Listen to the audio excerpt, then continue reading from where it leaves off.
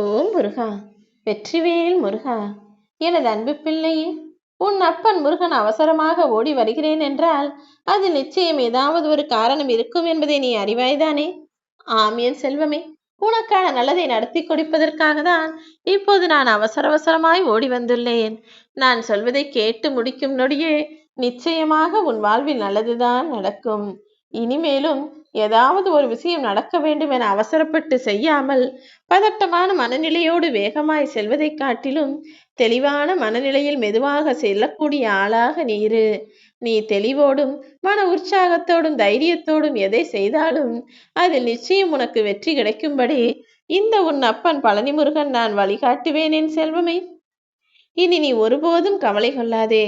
உனக்கு துரோகம் செய்தவர்கள் கூட அதற்கான கஷ்டத்தை அனுபவிக்க, தண்டனையை அனுபவிப்பதற்கான நேரம் வந்துவிட்டது. உனக்கு கெடுதல் செய்தவர்களுக்கும் அவர்கள் செய்த கெடுதலுக்கு தண்டனையாக அதைவிட மிகப்பெரிய தவறையும் தண்டனையையும் அவர்கள் வாழ்வில் பெறும்படி நான் ஒரு மனிதனையும் ஏற்பாடு செய்துவிட்டேன். என் அன்பு பிள்ளையின் சிரிப்பையும் சந்தோஷத்தையும் பார்ப்பதற்காக தானே நான் அவசரமாய் ஓடி வந்தேன்.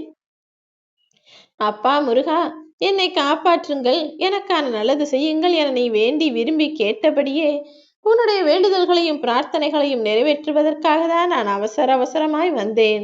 ஆனால் நீயோ கண் கலங்கிய முகத்தோடு அழுகை முகத்தோடு இருக்கிறாய். என்னை நன்றாக பார், என் மீது நம்பிக்கை வை.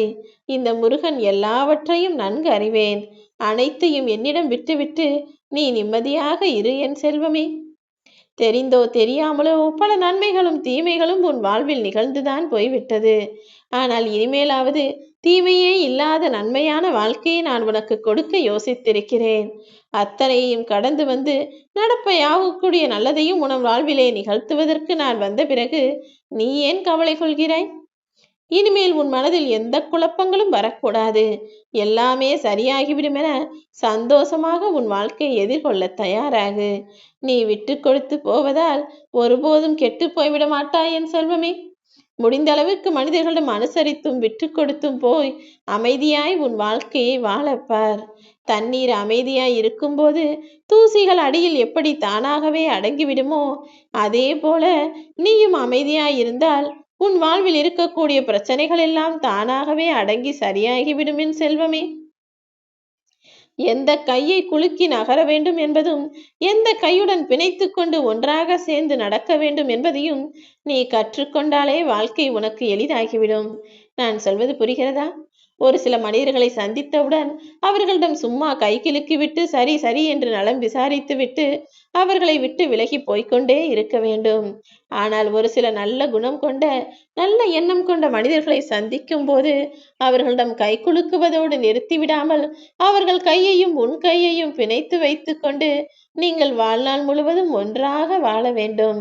அப்படிப்பட்ட நல்ல எண்ணம் கொண்ட குணம் கொண்ட மனிதர்களை உன் வாழ்வில் உனக்கு நான் அடையாளம் காட்டுகிறேன் என் செல்வமே.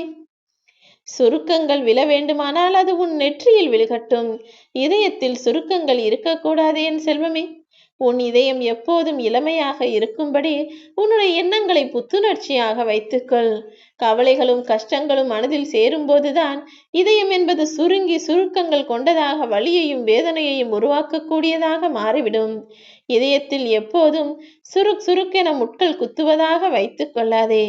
இதயத்தை மிகவும் ஆரோக்கியமாக, நல்ல பலமானதாக, நல்ல வலுவானதாக, இளமையானதாக இருக்கும்படி பார்த்துக்கொள் என் செல்வமே. கோபத்தினால் உன் ரத்தம் கொதிக்கவும் கூடாது, அல்லது ஆவேசத்தினாலோ வருத்தத்தினாலோ உன் இதயம் சுருங்கி போகவும் கூடாது. எப்போதும் உன் இதயம் என்பது சந்தோஷமும் மகிழ்ச்சியும் நிரம்பி இருக்கக்கூடிய விஷயமாக இருக்க வேண்டும். நீ வாழுகிற ஒவ்வொரு நொடியும், நீ சிந்தனை செய்கிற ஒவ்வொரு நொடியும், நீ எடுத்து வைக்கும் ஒவ்வொரு அடியும், நீ சந்திக்கும் ஒவ்வொரு மனிதரும், ஏன் நீ சிந்திக்கக்கூடிய மனிதர்களும் கூட உனக்கு பல பிரச்சனைகளை உன் வாழ்வில் கொண்டு வந்து தரலாம். ஆனால் பிரச்சனைகள் எந்த வழியில் யார் மூலமாக வந்தாலும் அதை பெரிதுபடுத்தி கொள்ளாமல் நீதான் அதிலிருந்து விலகி நிற்க வேண்டும். உனக்கு ஒரு பிரச்சனை, உனக்கு ஒரு கஷ்டம் என வந்தால்தான் அதை நீ பெரிதாய் நினைப்பாய். இதுவே யாரோ ஒரு மூன்றாவது மனிதருக்கு ஒரு கஷ்டமோ பிரச்சனையோ வந்தால் அதை ஒரு கதையாக தானே கேட்பாய். அப்படி இல்லை என்றால் அவர்களுக்காக பாவப்பட்டு அதிலிருந்து தப்பிப்பதற்கான வழிகளை தானே சொல்லுவாய். அப்படிப்பட்ட ஆளாக தான் நீ இருக்க வேண்டும் என நான் யோசிக்கிறேன். நீ எடுத்து வைக்கும் ஒவ்வொரு நொடியும் மனதில் எந்த கவலையும் இல்லாத நிம்மதி நிறைந்த ஆளாக உலா வர வேண்டும். உன் வாழ்வில் உனக்கான நல்லதை நடத்தி தருவதற்கு உன் அப்பன் முருகன் நான் இருக்கும்போது அதையும் தாண்டி நீ ஏன் கவலை கொள்கிறாய்? நீ சந்திக்கும் எல்லா மனிதர்களும் ஏதோ ஒரு காரணத்தோடு தானே உன்னை நோக்கி அனுப்பப்பட்டிருக்கிறார்கள். ஒரு சிலர் உனக்கு சந்தோஷத்தை தரலாம், ஒரு சிலர் உனக்கு சங்கடத்தை தரலாம். யார் எதை தந்தாலும், யார் எந்த பிரச்சனையை உருவாக்கினாலும், எல்லா பிரச்சனையும் எனக்கு புதிதுதான், எனக்கு எந்த கவலையும் இல்லை, எந்த பயமும் இல்லை என நீ துணிந்து வாழ போராட பழகிவிட்டால் நிச்சயமாக வெற்றியை பெற்றுவிடுவாய் என் செல்வமே. உன் கனவுகள் நனவாக வேண்டுமானால் நீதான் கடினமாக உழைக்க வேண்டும்.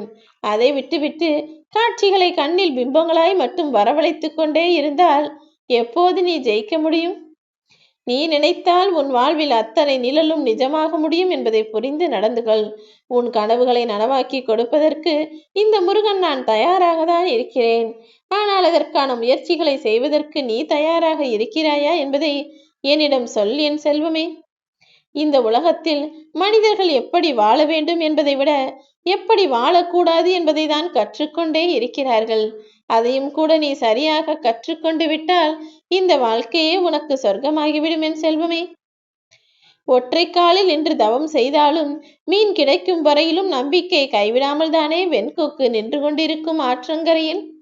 நான் சொல்வது புரிய வருகிறதா? மீன் கிடைக்கும் வரையிலும் கொக்கானது ஆற்றின் ஓரத்தில் ஒற்றை காலோடு நின்று கொண்டிருக்கும்.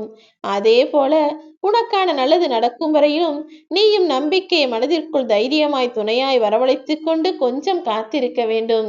காத்திருப்புகள் கொஞ்சம் காலதாமதம் கூட ஆகலாம். ஆனால் நீ எந்த அளவு நம்பிக்கையோடு காத்திருக்கிறாயோ அந்த அளவிற்கு உனக்கானது விரைவில் உன்னை நோக்கி வந்து செல்லும் என் செல்வமே. என்னதான் வருத்தம் வருகிறது, என்னதான் துன்பம் வருகிறது, பிரச்சனைகள் என்னை நோக்கி வருகிறது என நீ இருந்தாலும் கூட அத்தனையையும் தாண்டி நான் உன்னை காப்பாற்றுவேன் என இந்த முருகன் மீது நீ நம்பிக்கை வைத்திருக்கிறாய் தானே? அப்படி இருக்கும்போது நான் எப்படி உன் நம்பிக்கையை பொய்யாகும்படி விட்டுவிடுவேன் என யோசிக்கிறாய்? மாடுகள் நடந்து செல்லும் போது காலில் இரும்பு குத்தினாலும் சரி, முள்ளே குத்தினாலும் சரி, அந்த காயத்தையும் கூட ரசித்து கொண்டே வண்டியை இழுத்து கொண்டு போய்கொண்டுதான் இருக்கும். அதே போலதான் நீயும் உன்னுடைய கனவுகள் நிறைவேறும் வரை எவ்வளவு பிரச்சனை வந்தாலும், எவ்வளவு கஷ்டங்கள் வந்தாலும், கவலைகளும் வேதனைகளும் வந்தாலும் கூட களைத்து போகாமல் உன் முயற்சியை தொடர்ந்து செய்ய வேண்டும். ஏனெனில் முயற்சி மட்டும்தானே முன்னேற்ற மாளிகைக்கு உன்னை அழைத்து செல்ல முடியும். முயற்சி தானே உனக்கு முதலிடத்தையும் கொடுக்கும். அதை புரிந்து கொண்டு முயற்சியையும் உழைப்பையும் சரியாக சிந்தனை செய்யக்கூடிய திறமையையும் உனக்குள் அதிகரித்து கொண்டே இரு. தங்கம் உருக்கப்படும் போதுதானே அது உருமாறி அழகான நகையாக மாற முடியும். அதே போலதான் உன்னுடைய வாழ்க்கையிலும் நீ எந்த அளவிற்கு உருகி உருகி வருந்தி வேதனையோடு உன்னுடைய கஷ்டங்களை சரி செய்து கொண்டே என்னிடம் பிரார்த்தனை வைக்கிறாயோ, என்னிடம் வேண்டுதல் செய்கிறாயோ, அதை பொறுத்துதான் நீ அழகான நகையாகவும் அழகான சொர்ணமாகவும் மாறப்போகிறாய். நிச்சயமாக உனக்கு நல்லதே நடக்கும். ஓம் முருகா.